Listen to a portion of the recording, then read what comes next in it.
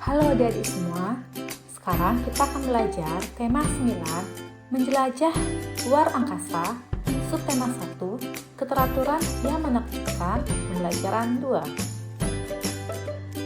Nah, tata surya kita terdiri atas 8 planet. 8 planet tersebut mengelilingi matahari sebagai pusatnya. Perhatikan dengan seksama planet-planet itu. Berilah nama. Setiap planet dalam tata surya kita memiliki ciri dan keunikan masing-masing. Tahukah kamu ciri keunikan dari planet-planet itu? Udin dan Made memperhatikan gambar susunan tata surya dengan seksama. Mereka menamai planet-planet itu satu persatu. Made terlihat memegang penggaris dan meletakkannya di atas gambar planet-planet itu.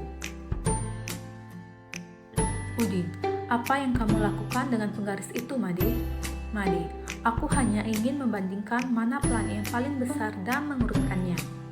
Udin, oh iya, aku juga ingin mengetahuinya. Tetapi sebenarnya kita dapat membacanya pada bacaan ini. Di dalam bacaan ini, setiap planet dalam tata surya dijelaskan secara lengkap. Yuk kita baca bersama. Mengenal tata surya. Manusia mempelajari sistem tata surya melalui penelitian. Mereka melakukannya selama bertahun-tahun untuk menjawab misteri tentang ruang angkasa. Ada apa di sistem tata surya kita? Sistem tata surya menjadikan matahari sebagai pusatnya. Matahari adalah sebuah bintang raksasa yang sangat panas seperti bola pijar. Di sekeliling bola berpijar, ada lingkar cahaya berisi gas panas yang disebut korona. Suhu di permukaannya hampir 6.000 derajat Celcius. Suhu inti matahari mencapai 15 juta derajat Celcius. Percikan panasnya dapat membakar segala sesuatu hingga 97 km. Namun, matahari hanya tergolong bintang sedang. Masih banyak bintang besar yang jauh lebih besar dan lebih panas dibandingkan matahari. Planet apa yang terdekat dengan matahari? Planet ini bernama Merkurius. Planet Merkurius berjarak 58 juta kilometer dari matahari.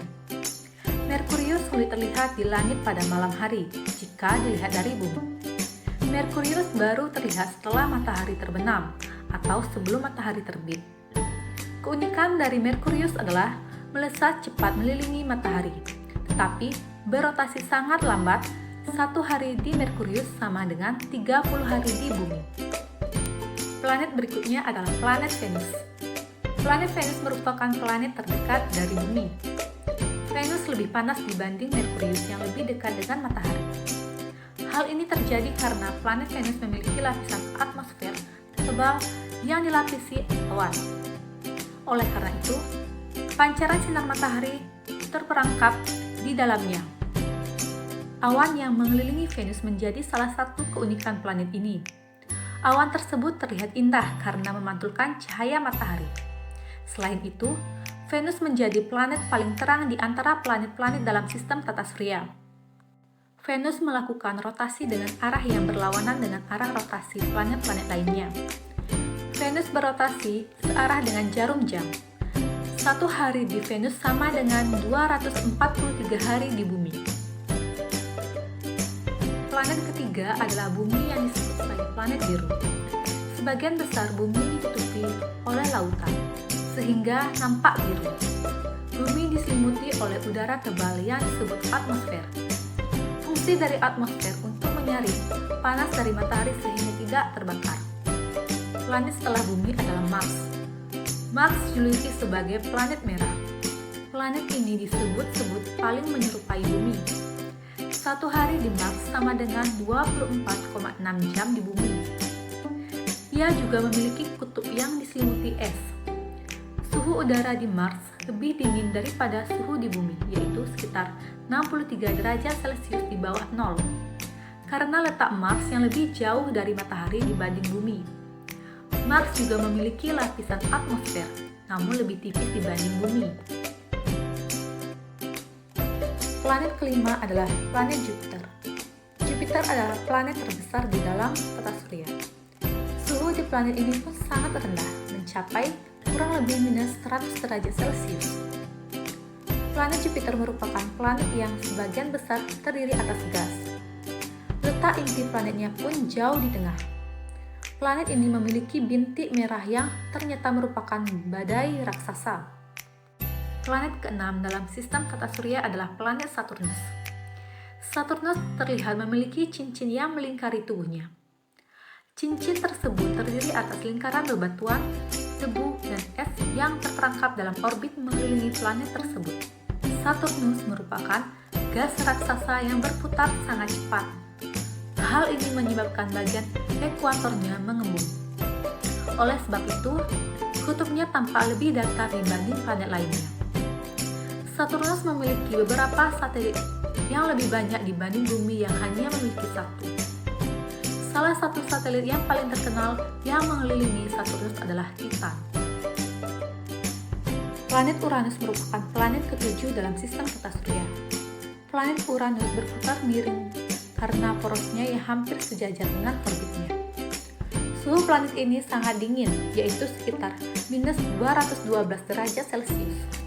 Planet yang berada di urutan paling jauh dari matahari adalah planet Neptunus. Planet ini tampak berwarna biru, gelap dari kejauhan, dan tidak memiliki permukaan yang nyata. Sama halnya dengan Jupiter, Saturnus, dan Uranus. Planet ini juga terdiri atas gumpalan gas. Atmosfernya dipenuhi dengan gas metana dan sering terjadi badai yang sangat besar.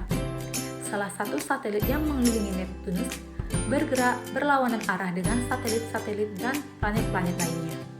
Nah, pernahkah kamu bertanya, bagaimana para ilmuwan pada zaman dahulu mengetahui adanya sistem tata surya? Sedangkan pada saat itu teknologi belum secanggih sekarang.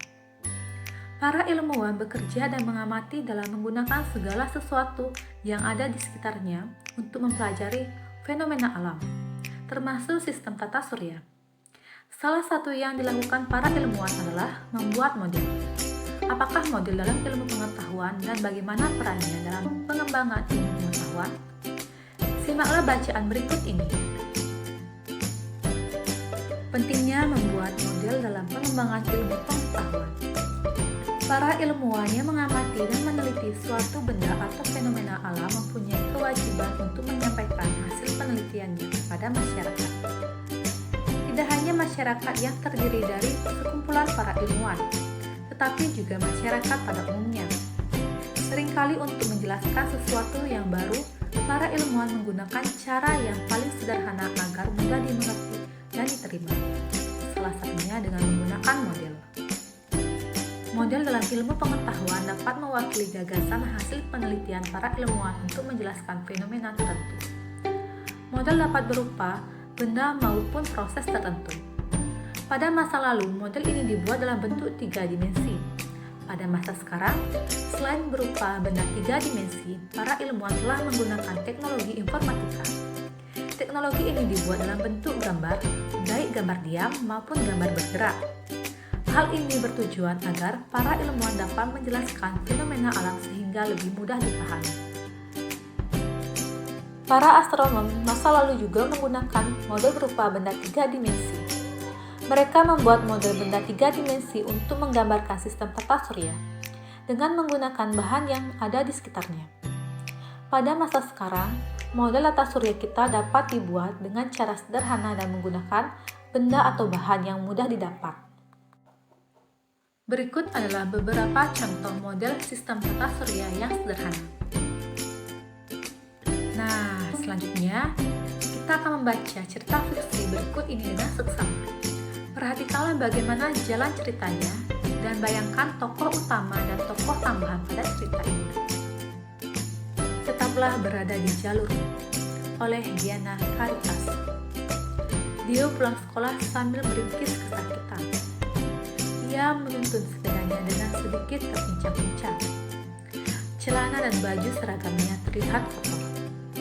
Keringat mengucur di dahinya. Hari itu udara memang cukup terik.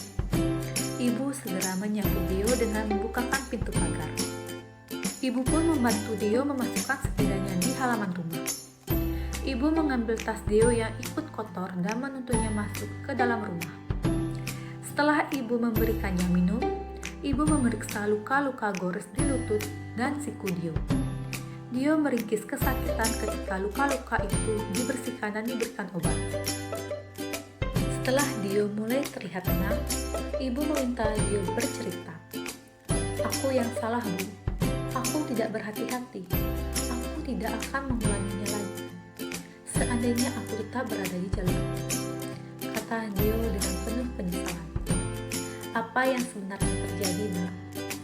Terima kasih kamu telah mengakui kesalahanmu. Tetapi, maukah kamu menceritakan yang sebenarnya terjadi?" tanya ibu dengan lembut. "Dio tadi lomba balap sepeda dengan Arsyad ketika pulang sekolah, Bu. Ketika kami sampai di jalan depan toko kelontong Pak Ahmad, jalan agak ramai. Lalu, aku melihat di situ ada trotoar yang landai dan sepi. Lalu aku naik dan bersepeda di trotoar itu," kata Dio sambil menunduk. "Trotoar? Kamu pasti tahu kalau trotoar diperuntukkan untuk pejalan kaki, kan?" tanya ibu. "Iya, Bu. Saat itu di trotoar terlihat sepi. Jadi tanpa pikir panjang, Dio naik ke trotoar itu supaya dapat mendahului Arsyad. Tetapi Dio tidak memperhatikan ada sebongkah batu besar di tengah trotoar itu.